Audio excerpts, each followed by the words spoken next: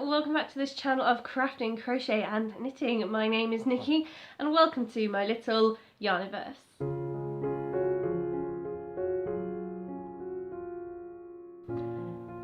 So hello, welcome if you're new, welcome back if you're a returning viewer. How are you doing at the moment? It is ridiculously hot in the UK at the moment. Now I know that to those who are abroad, high 35 to 40 degrees is not very hot, but bear in mind that in the UK we work at an optimum 20 degrees Celsius with rain, so any amount of heat whatsoever is really bad. We have no AC here. The thing with fans is that you might have a breeze caused by the fan, but if the air is hot and it's just blowing hot air in your face, the fan itself is warming the room up. So right now our lounge is in absolute chaos as my husband is putting tin foil on the windows to try and reflect the sunlight out and keep the house cool. So this is the level we're descending to in the UK, everybody. It's hectic. So as you can imagine, in this heat I am not crafting with anything that sits on my lap or forms any sort of big woolly garment, because that is just too much right now. But I did make some progress on some garments before this weather kicked off, and I have been making some progress on blanket tiles, so I thought I'd check in with that and show you. So, I actually can't remember if I showed you this already. I still have some bits to do, but it is now all in one piece. It is seamed up. I just have to add a neckline here. So it will go around like so. It's quite a wide neckline and I am regretting that. I feel like I probably should have gone for a smaller neckline, and I may yet try to do that. I'm not sure. I have to see how much the collar affects that. But seam wise, we have done mattress stitch. Now there are two types of blue. Don't tell anyone. But throughout this whole project there has been two types of blue, so I don't think it's that bad. And I've been pretty consistent actually in the types of blue that I've used. But yeah, mattress seamed the whole thing. I did try crocheting it together, but that kind of made a bit of a lump and it was not a smooth finish. So mattress.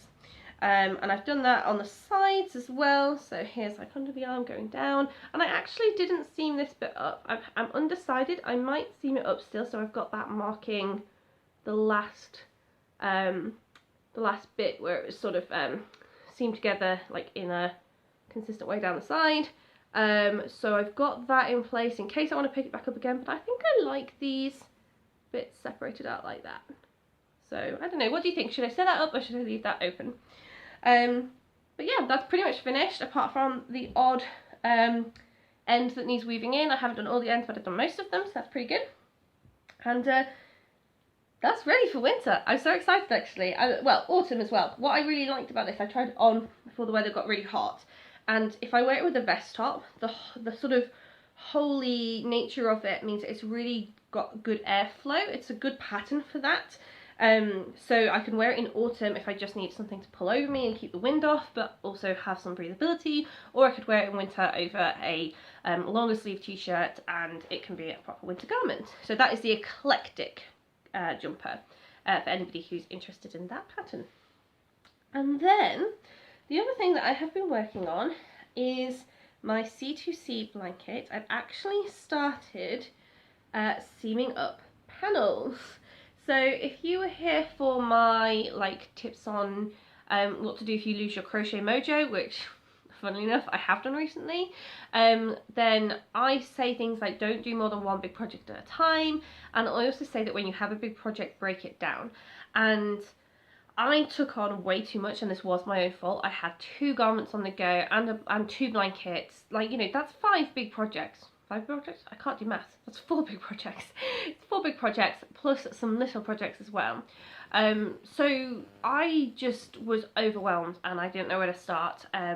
So what I have picked up recently is, now that that jumper is sorted, I picked this back up because I can just put this on the desk. I don't have to have it draped over me whilst I'm working on it, so it's not overly hot. but I can get it seamed into these 2x2 panels. Again, I'm using a mattress stitch because I couldn't find a crochet one that I really liked. I tried a couple of examples and mattress stitch ended up being the way to go. So I've got that panel sorted, and also, look behind the curtains, most of the ends are weaved in. The only reason that there are still some ends there is just so I have a very, very clear idea of what is the back of the panel and what is the front. I have got my little layout that I'm arranging, but I don't look at that too much. I look at the work more, so I figured it was better to have a few ends to weave in after I finish everything than it is to have no ends weaved in and accidentally put a panel the wrong way around, because that would destroy everything. So I also have this one in place. I think this is the right way around for you guys. So this is another panel. I've got Mars, some asteroids, and I've got Pluto down there. So that's going to go towards the bottom of the blanket because I've arranged it so that the inner planets are going to be closest to the centre of the blanket where the sun's going to be, and the outer planets are more around the outside. And then like asteroids and spaceships and things like that are also around the outside. And I went to start this panel. I put it together using stitch markers to start it, and then I realised I had weaved none of the ends into these planets, and it was like, no, we've got to sort that out. Well, actually, with this one, I think, yeah, this one actually, that's the back, so most of my ends are weaved in, but that is because this is the way Pluto would look, and this is the way that Mars would look. So I've got an orientation on the front anyway, because they're not as symmetric. I can tell which way around that's meant to be, but I still left one of the ends dangling.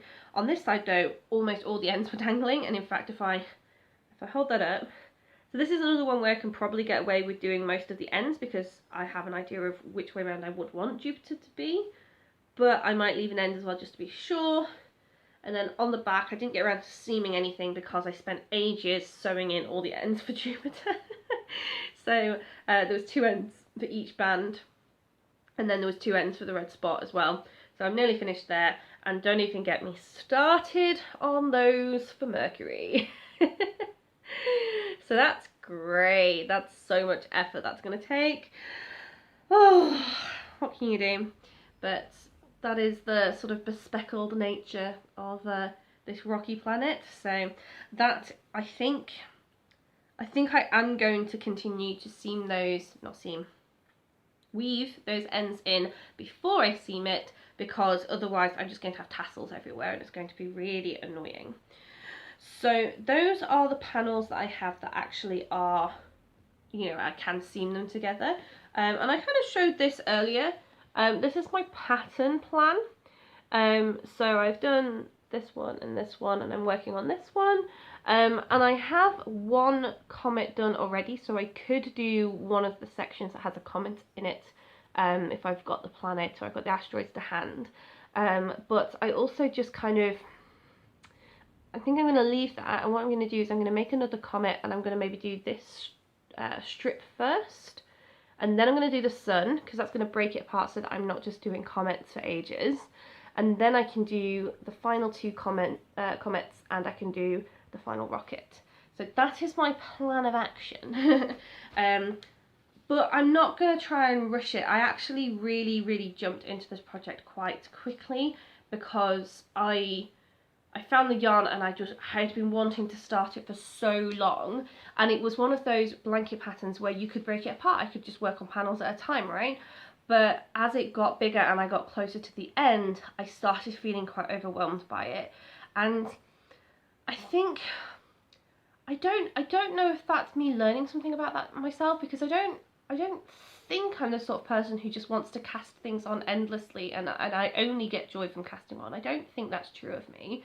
But I do think with such big projects, I have this massive urge to cast on, but then I find it difficult to continue doing them. And I think that's normal. But yeah, I think I should just be more conscious of that and not push myself to try and do a blanket in a month. Like that's not what I would want to do. I have a couple of blankets where I have broken it down over several months, and that has been how I've got enjoyment from it. And so I think with this one I rushed into it and I tried to do it all at once, and actually what I should have done was slow down and give myself that time. So there's another tip, I suppose. If you have a big project, don't just break it down, but also like have realistic goals, and like tell yourself it's okay to do something else as well as the big project. You can do a bit of the big project and then you can do something else, and you can, that's smaller perhaps, and then do some more of the big project and just stagger it more. So that is where we're at right now. That blanket's probably not going to be finished for a little while. I think I want to do the comet and the sun, and then step back and do some seaming again, and then I'll worry about those final few panels and that final seaming in my own good time. I'm not even going to put a date on it. So that is where we are at the moment with several of our projects. So as well as doing those with the blanket, what I would like to do is to definitively finish this off, but also finish off the burgundy jumper. So oh, am I going to be able to dig this out from the bottom of this bag?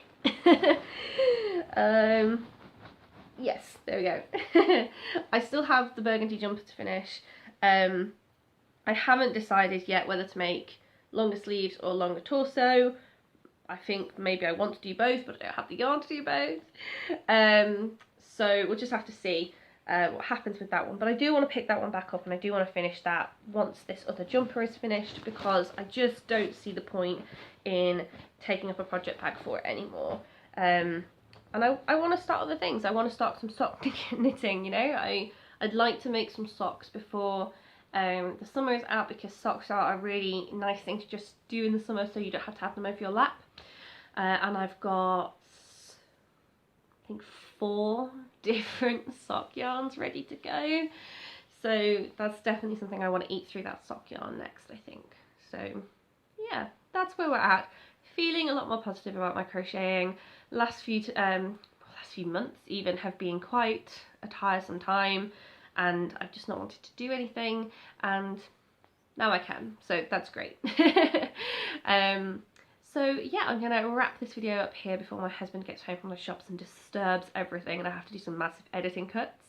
And I'm gonna go and sort this video out and get it posted, and then my husband can have the lounge back as well to do all of the absolutely chaotic heat proofing I mentioned earlier. I don't know if you've noticed, I have had my hair cut. I've had it thinned out as well, because I had really long hair, and in this weather, just yeah, I like to be able to like not be 10 degrees hotter than everyone else, simply because I have thick long hair. So I've had it cut, and I am now summer ready. So yeah, really excited for the good weather, but not so excited for the heat. I'm rambling. So yes, I hope where you are you're staying safe. I hope that you're not getting heat stroke or anything like that, so do make sure you stay hydrated. And yeah, if you're doing any summer crafting, then do leave me a comment, let me know what you're working on. What do you like to do in the summer when it's a little bit too hot, maybe for like 100% merino wool? So yeah, leave me a comment, let me know, and I will see you in another video soon. Bye for now, everybody.